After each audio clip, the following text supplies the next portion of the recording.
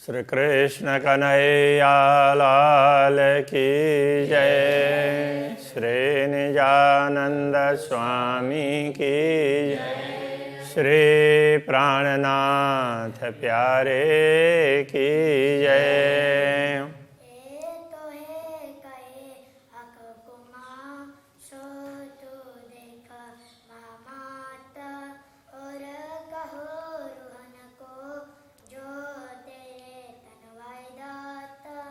जो तेरे तन वाहे दाता। श्री कृष्ण कन्हैया लाल की। 20वां प्रकरण पूर्ण ब्रह्म परमात्मा के मुखारविंद की शोभा का वर्णन है। तो उसमें पहले मंगलाचरण 6 चौपाई में की है, फिर आगे सुंदर मुखारविंद का वर्णन किया है। का इल्म के जो आरफ मुख नूर जमाल खूबी चाहे। का इल्म ब्रह्म ज्ञान, ब्रह्म ज्ञान के आरफ ज्ञानी अनुभवी लोग मुख नूर जमाल खूबी चाहे। पूर्ण ब्रह्म परमात्मा नूर जमाल उनके मुखारविंद की शोभा का वर्णन करना चाहते हैं। जो जानते हैं तो उनको लगता है कि उस शोभा का वर्णन करें। चाहे चाहे फिर फिर चाहे, तो एक बार नहीं चाहते हैं, फिर बार बार चाहते रहते हैं कि एक बार वर्णन करके संतोष नहीं होता है, बार बार करते हैं। देख देख उड़ावे अरवाह, और वे ऐसे दिव्य मुखारविंद की शोभा देख देख करके आत्मा को शरीर से आत्मा को छोड़ना चाहते हैं। यही काम आशिकन का हका इल्म, यही काम अनुरागिनी आत्माओं का कार्य यही है, और ब्रह्म ज्ञान का कार्य भी यही है। नूर जमाल का जमाल छोड़े न आठों जाम। पूर्ण ब्रह्म परमात्मा के सौंदर्य को आठों प्रहर वो छोड़ती ही नहीं है। ब्रह्मात्माएं भी उसी का स्मरण करती रहती है, और ये ब्रह्म ज्ञान भी उसी का वर्णन करना चाहता रहता है। खाते पीते उठते बैठते सोवत सुपन जागृत। खाते हो पीते हो उठते समय, सोते हुए स्वप्न में अथवा जागृत अवस्था में हो। दमना छोड़े मासूक को, एक सांस भी पूर्ण ब्रह्म परमात्मा को नहीं छोड़ते हैं। जाको होए हक निश्वत, जिनका संबंध पूर्ण ब्रह्म परमात्मा के साथ में है, वे उनको एक क्षण भी छोड़ नहीं सकते। उनका स्मरण करते रहते हैं, और वो ये जिह्वा उनका वर्णन करती रहती है। हक वर्णन फेर फेर करे, पूर्ण ब्रह्म परमात्मा के स्वरूप का वर्णन फिर बार बार करती है। फिर यही बात ब्रह्मात्माओं के दिल में बार बार यही बात आती रहती है। वो दोहरा रहे हो ऐसा लगता ही नहीं है। ए अरस रो खाना पीना, परमधाम की आत्माओं का खाना पीना ही यही है, आहार विहार यही है।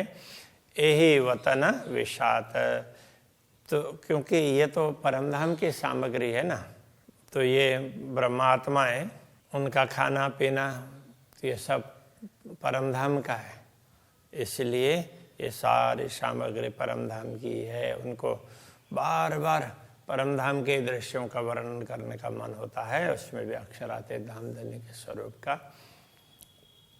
जेती रूहें आशिक रहत न खूबी के माहे, रहत हक खूबी के माहे। जो भी अनुरागिणी आत्माएं हैं, वे पूर्ण ब्रह्म परमात्मा की विशेषताओं को, उनकी शोभा उसी के अंदर, उसी के इर्द गिर्द, उसमें ही रहती है। उनको दूसरा कुछ दिखता ही नहीं है। रूह को छोड़ के वजूद कोई जाए न सके काहे। तो जैसे शरीर आत्मा को छोड़ करके कहीं जा नहीं सकता, कहने का तात्पर्य आत्मा के बिना शरीर का कोई अस्तित्व ही नहीं रहता है। इसी प्रकार ये ब्रह्मात्माएं भी सोचती है कि अनुरागिणी आत्माएं ये सोचती है कि अक्षराते धामधनी के बिना तो हमारा कोई अस्तित्व है ही नहीं। यही का इल्म को लक्षण, ब्रह्म ज्ञान के लक्षण ही यही हैं। आशिक को यही लक्षण, और अनुरागिणी आत्माओं का भी लक्षण यह है, ज्ञान भी वही वर्णन करना चाहता है और आत्माएं भी उसी को देखना चाहती हैं। ए इल्म इश्क के आरफ सोई अरस रूह मोमिन, ऐसे इल्म ज्ञान और प्रेम, इश्क प्रेम उनके अनुभवी ज्ञानी लोग हैं। सोई अरस रूह मोमिन, वो परम धाम की ब्रह्मात्मा ही हैं, ज्ञानी भी और प्रेमी भी। इतना कह करके मंगलाचरण बताया। अब आगे वर्णन करते हैं। वर्णन करो रे रूह जी मासुक मुख सुंदर, मासुक प्रियतम पूर्ण ब्रह्म परमात्मा का मुखारविंद बड़ा ही सुंदर है। अब ये आत्मा उसका वर्णन करना चाहती है। कोमल शोभा आलेखे, उनकी कोमल शोभा जिसका वर्णन ही नहीं हो सकता है, अलेख। खोल रूह के नयन अंदर, तो अंतर आत्मा की दृष्टि को खोल करके ऐसे दिव्य स्वरूप का दर्शन कर, ऐसा करके आत्मा को कह रहे हैं। ललित लाल मुख सागर, कौं अचरज के अद्भुत, उनका मुखमंडल कैसा है? ललित। ललित का तात्पर्य कोमल, लाल लालिमा युक्त ऐसा मुखारबिंदा है वो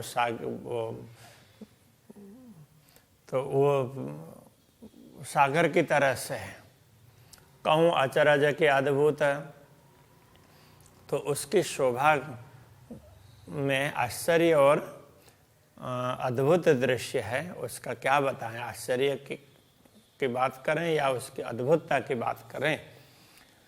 ए क्यों है आवे बानीय में, ए बका सूरत लाहुत, ए क्यों कर आवे बानीय में, वाणी के द्वारा, वाणी के मतलब शब्दों की सीमा में ये कैसे आ सकता है ऐसा सुंदर स्वरूप। ए बका सूरत लाहुत, ये तो परमधाम का अखंड स्वरूप है, उसका वर्णन शब्दों के द्वारा नहीं हो सकता। मुख गौर झरे कसुम्बा, तो गौर मुखारबिंदा है, उसमें से लालिमा टपकती हो ऐसा लगता है। शोभा क्यों कहूँ बड़ो विस्तार, तो इतनी शोभा है उसका क्या बताएं। एक तरफ बताना चाहते हैं तो दूसरे तरफ की बात छूट जाती है। रंग कहूँ के सलू की, इसके रंग की बात करें या सुंदरता की बात करें। ए न आवे माए सुमार, वो तो वर्णन में आ ही नहीं सकता, उस शब्दों की सीमा में नहीं आ सकता, उसका कोई पारावार ही नहीं है। कहूँ सागर मुख ज्योत का, के कहूँ मेहर सागर, तो ये मुखमंडल है, वो प्रकाश का सागर कहें या कृपा का सागर कहें। के कहूँ सागर कलाओं का, विभिन्न प्रकार की कलाएं हैं, उसका सागर कहें। जुआ कह न सके क्यों कर, ये जुआ किसी भी प्रकार से उसका वर्णन तो कर ही नहीं सकती है। मुख चौक कहूँ के चकलाई, ये मुख चौक का तात्पर्य मुखमंडल, उसकी वर्णन करें, उसकी सुंदरता की वर्णन करें। कि शीतल सागर सुख, उसके शीतल सुख, ये मुखारबिंद को भी सागर की तरह से बता करके तो उसके शीतलता का वर्णन करूं, क्योंकि उनसे जो भी शब्द निकलते हैं तो बड़ी शीतलता प्रदान करते हैं। कि कहूँ सागर रस का, उसको रस का सागर कहें तो भी वो कम ही पड़ता है। जो नूर जमाल का मुख, पूर्ण ब्रह्म परमात्मा का मुखारविंद ऐसा सुंदर है।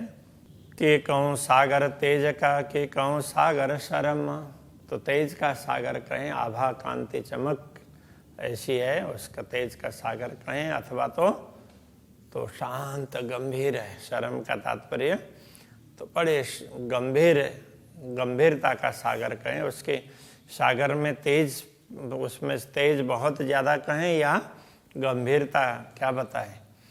कि नूर सागर कहूँ बिलंद, तो बहुत ही उच्च कोटि का प्रकाश का सागर ऐसा कहें। कि चंचल गुण नरम, अथवा तो उसके कोमल और चंचल गुणों की बात करें। किसकी बात करें, शब्दों की सीमा में तो आ नहीं सकता। कहूँ सज्जनता के सनकुली, सज्जनता, भद्रता और प्रसन्नता उसकी बात करें। दोस्त कहूँ के प्यार, मित्रता और प्रियता, प्यार प्रेम की बात करें। जो जो देखो नजर भरा, सो सब सागर अपार। ये मुखारविंद का सागर है, वो तो पारावार रहित है। जो जो शोभा देखते रहें, दृष्टि भर भर करके देख सकते हैं। सागर कहूँ पाक साफ का, पाक साफ कहते हैं पवित्रता, पवित्रता का सागर कहें। कि कहूँ आवदार, आव जल तो पानीदार कहने का तात्पर्य प्रेम रस से परिपूर्ण। क्या कहें, हक मुख सागर क्यों कहूँ, ऐसे पूर्ण ब्रह्म परमात्मा के मुखारविंद के सागर की शोभा क्या बताएं। सौ वेद पूर्ण अपार, वो सब प्रकार के रसों से परिपूर्ण है, किसी चीज की कमी है नहीं। मोमिंद दिल कोमल कया, तो अरस पाया खिताब। ब्रह्मात्माओं का हृदय भी कोमल होने से उसको परमधाम कहा गया है। ये शोभा उसको इसलिए मिली है। तो जो दिल मोमिन रूह का, जो ब्रह्मात्माओं का दिल है, उनके आत्मा का, तेना कैसा हो सी मुखाब, तो उनके मुख की शोभा कैसी होगी। आब कहने से आभा, उनके मुख में, उनके मुखारविंद में कितना प्रेम भरा हुआ होगा, कैसी आभा होगी। तीन रूह के नई न कहो, किन विदा कहूँ नूर तेज, उन आत्माओं के नेत्र कमल, उनसे निकलने वाला प्रकाश से उसकी दिव्यता को क्या बताएं। जो हक नयनों हिल मिल रहे, वो तो पूर्ण ब्रह्म परमात्मा के नजरों से मिलता है। मतलब अब ब्रह्मात्माएं पूर्ण ब्रह्म परमात्मा को देखती है और पूर्ण ब्रह्म परमात्मा ब्रह्मात्मा को देखते हैं। इस तरह से उनके नेत्र कमल मिलते हैं। जाके अंग इस करे जा रे जय, तो उनके अंग अंग ब्रह्मात्माओं के तो अंग अंग रोम रोम, तो वो प्रेम से परिपूर्ण है। रेजा रेज कहते हैं ना, तो धूल के कण, तो इस तरह से पूरा प्रेम ही प्रेम से भरा हुआ है। और आह का कदम अति कोमल, अक्षराति धामधनी के चरण कमल भी अत्यंत कोमल है। पाँव तली जो तातंत, उनके चरण तल, उनमें से अपार तेज निकलता है। सो रहे रूह नयनों बीच में, वो तेज भी, उस तेज का भी ब्रह्मात्माएं दर्शन करती है, तो ब्रह्मात्माओं के आंखों में ही वो समाये रहता है। सो क्या करे जुबा से भत, तो ये जिह्वा उसका वर्णन कैसे कर पाएगी। कहवत हुक्म इन जुबा, अक्षरातीत धामधनी के आदेश के द्वारा ही ये जिह्वा उसका वर्णन कर रही है, बाकी तो वर्णन नहीं हो सकता। पर एक खूबी कही न जाए, वैसे तो इस विशेषता का वर्णन ही नहीं हो सकता है। एक कहे बिना भी ना बने, अब बताए बिना भी तो नहीं हो सकता। बिना कहे रूह बिलखाए, यदि ना कहे ना बताएं तो ये आत्मा बहुत व्याकुल हो जाती है। उसको कुछ बताने का तो होता ही है कि दूसरी आत्माएं समझेंगी, इसके लिए उनके कल्याण के लिए ये बताना चाहती है। इन नयनों सुख बका न देखा, सुनिया हादियों के मुख। इन दृष्टि से, मतलब इन नश्वर नयनों से सुख बका न देखा, परमधाम के सुख पूर्ण रूप से नहीं दिखाई दे हैं। सुनिया हादियों के मुख, अभी तक तो ये सदगुरु के मुखारविंद से ही सुना है। पूर्ण ब्रह्म परमात्मा ने जो बताया वो बात सदगुरु ने बताई, तो उस पर विचार करते हुए ख्याल आया है, बाकी इन आंखों से प्रत्यक्ष रूप से तो नहीं देखा है। सुनी बानी जुआ कह न सके, ऐसे सुनी हुई बातों को पूरी तरह से ये जिह्वा बता ही नहीं पाएगी ना। जुआ कहे देखा सुख, ये जिह्वा तो जो देखे हुए सुख को ही, देखे हुए आनंद को ही बता सकती है, बाकी सुनी हुई बात को पूर्ण रूप से नहीं बता पाएगी। सुनी हुई बातें कई बार भूल भी जाते हैं, देखी हुई हो तो अंदर अंतःकरण में अंकित हो जाती है, इसलिए बोलते नहीं हो। कहूँ नूर तेज रोशनी या की ज्योत गई अंबर अलौ चल। पूर्ण ब्रह्म परमात्मा के दिव्य अंगों से निकलने वाला प्रकाश, उसकी क्या बात करें। या की ज्योत गई अंबर अलौ चल, उसकी ज्योति है पूरे आकाश तक छाई हुई है। माहे गुण गर्वित कई सागर, उस ज्योति में भी ऐसे अनेक गर्भित गुण है, गुणों के सागर है वो ज्योति भी। क्यों कहे बिना अंतर्बल, अंतर्बल आत्मबल के बिना तो ये बात कही नहीं जा सकती। किन विद कहूँ मुख माडनी, तो माडनी का मतलब मुखमंडल, तो उनके मुखमंडल की शोभा का क्या वर्णन करें। कहूँ सनकुली के सुख पुंज, उसको सनकुल मतलब प्रसन्न कहें अथवा तो सुखों का पुंज है, सुखों से परिपूर्ण है, भरा हुआ। कि कहूँ आनंद सागर पूर्ण, या तो आनंद के सागर से परिपूर्ण ऐसा कहें। गरुआ भी, गरुआ गंभीर नूरगंज, गरुआ का तात्पर्य गौरव, तो गौरव युक्त, और गंभीर नूरगंज, गंभीर नूर, बड़े गंभीर मुद्रा में मुखमंडल होता है, और उससे निकलने वाला प्रकाश है। प्रकाश का गंज का तात्पर्य पूरी राशि, ढेर, तो उसका कोई पारावारी नहीं है। ए सागर स्वरूपी मुखमाशुक, प्रियतम धनी का मुखारविंद इस प्रकार सागर के समान बताया गया है। कई खूबी खुशहाली अनेक, उसमें अनेक प्रकार की विशेषताएं हैं और उससे अपार आनंद का अनुभव होता है। कई रंग तरंग किरणें उठे, उससे विभिन्न प्रकार के रंगों की तरंगे उठती है, विभिन्न प्रकार के रंगों की किरणें, उसकी तरंगें उठती रहती है। ए वही जाने गिनती विवेक, इसकी गिनती तो वही आत्माएं जान सकती है, सब किसी से ये बताया नहीं जा सकता। इन मुख सागर में कई सागर, इस मुखमंडल मुखारविंद के सागर में ऐसे अपार सुख के सागर कई हैं।